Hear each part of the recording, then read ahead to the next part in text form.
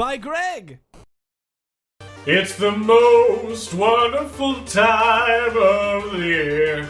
Hi, everybody. Welcome to another Top 10 with me, Greg. Now, I know what you're thinking. Wasn't Defend It supposed to be this week? It was. Hey, Phil. How's it going? Everybody say hi to Phil. Wasn't Defend It supposed to be this week? Well, it was. But unfortunately, Gerard is very sick. So we're going to have Defend It for you next week. But right now, we're doing the top 10, and I thought I'd do something special for you guys. You know, what do you guys know me for? Doing voiceovers, right? Well, I'm going to do the top 10 most memorable voiceovers. Top 10 most memorable voiceovers in video game history. Look, he's still here. He doesn't go away, he just stays. Cat. 10. Oh, the Wii Fit, the thing that tried to give gaming a healthy option. Buy this balance board and do some exercise type things on it. You could go jogging, biking, do aerobics, and even yoga. Things that you could do outside if you really wanted to. Anyways, everyone loved it. It was a revolution. Then the Wii got a little too forward.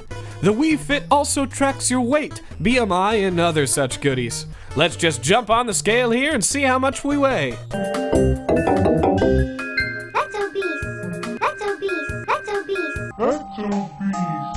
Whoa there, Mrs. Fit. Are you qualified to be throwing around the word obese so casually? Isn't that something a qualified physician should assess? Nah, you say it so nicely. Also gotta love that sound when you step on the balance board. Oh. Oh yeah, that's it. 9. One of the most comforting sounds originated from one of my favorite systems. Plug that Sega Genesis into the wall, hook up that RFU adapter, accidentally stab yourself with a coaxial cable while trying to do so, tune in to Channel 3, press that power button, and you'll be greeted by the coolest low-fidelity 2 notes you've ever heard. It didn't matter what game was being played, really. All that mattered was that you were playing it on the system that does what Nintendo don't. You know, I still foolishly wish that Sega would get back into the console wars. How sweet would that be? Dreamcast 2? Oh man, I know what I'm gonna ask Santa for this year. Money. There ain't gonna be a Sega system, kids.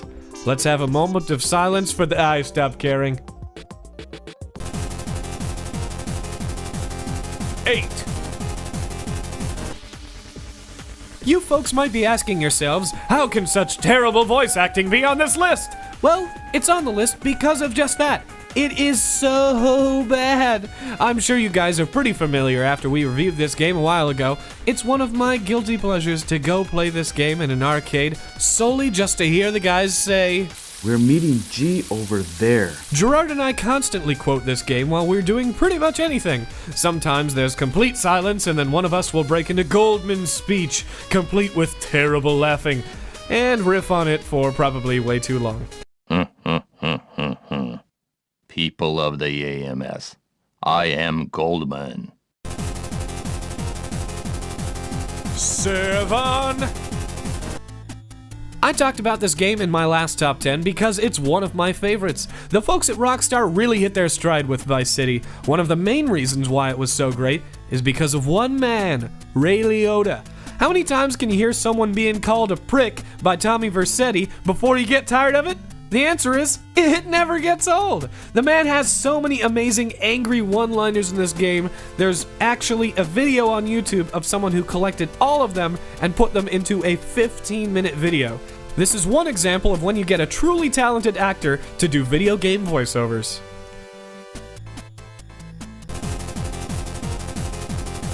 6. I tried to single out one game in particular from Blizzard, but it was just too hard. Deckard Cain will go down in history as one of the most iconic video game voices, and StarCraft has so many great one-liners like, "Delighted to, sir!" and the infamous, "Need a light?"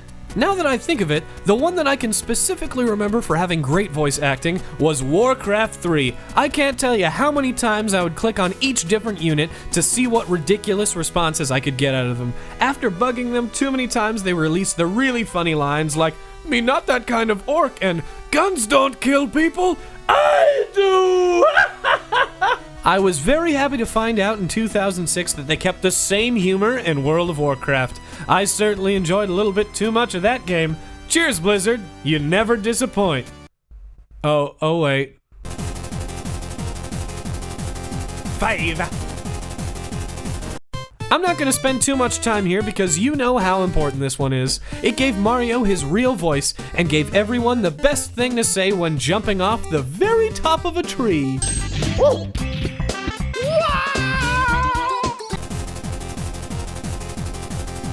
4. Now this is probably where my true love of video game voiceovers came from. I remember going to New York Pizza in Mission Viejo and playing this game with a slice of pizza in my hand. Well, maybe the slice didn't make it all the way over to the machine because I would shovel it in my face as a child, but we played lots of NBA Jam nonetheless. The announcer, done in a sort of Marv Albert style, shouted phrases like, "Nail in the coffin, from downtown," and the most widely known of all, "Boom shakalaka." My brother and I played this game so much that even my parents, to this day, still quote NBA Jam, a Wilmot family staple as well as a worldwide phenomenon. 3.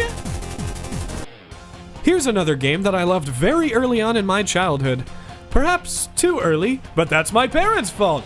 Anyways, who could forget the great lines we have in here? Fun fact, I told my wife I was doing this top 10 and she looked at me and said, "Get over here!" Most people know "finish him" as well, but there is one voiceover in particular that stands out more than any other, and that would be Toasty. Do you remember the instant confusion when you and your friends first got a Toasty? There were so many rumors about who he was and what exactly he was saying, and if he entered in a certain combination of buttons, you could unlock characters, do an instant fatality, and other such nonsense. But then if you pressed down and the start button on the portal level while his face was on screen, you could actually fight Smoke. Blew all of our minds as kids when we first figured that out. And the story of how it all came to be is pretty funny, and it's really just an inside joke between the developers. Great stuff.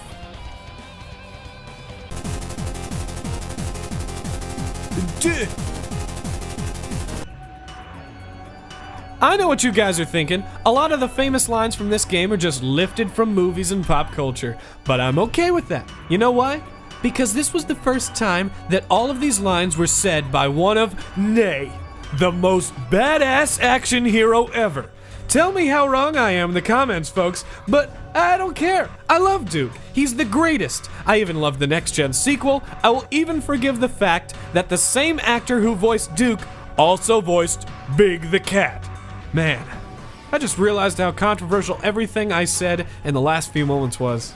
Anyways, my favorite line will always be, "Your face, your ass, what's the difference?" Poetry. 1. Liam Neeson. He is the sole reason why I cared so much about finishing this game. Why, you ask? Because he was the voice actor that portrayed your father in the game. Every time I heard him speak, I wanted to run across the wasteland yelling, "Daddy!" I made it my mission to find him, and I completed the game in only a few days because I wanted to know what happened to him so bad. This shows that sometimes a AAA actor in a video game can really do some good. Perhaps not in the current box office films, but definitely in games. Come on out, all you top actors. Video games are legitimate pieces of art that need your guys' voices. I'm talking to you, Walken. Need you to voice that owl in Ocarina of Time. Hoot. Well, folks, I hope you've enjoyed the top 10 most memorable voiceovers in video game history. Next week, like I said, we will be back with another episode of Defend It. And I have a little surprise for you guys. It is the holiday season. We're gonna have shirts. We're gonna have shirts that say bears on them.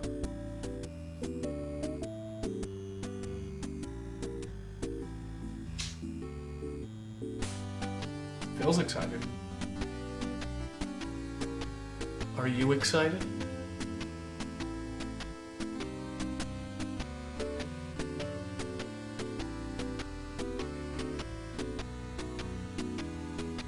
It's the most wonderful time of the year. You wanna climb the tree? Climb the Yuletide masterpiece!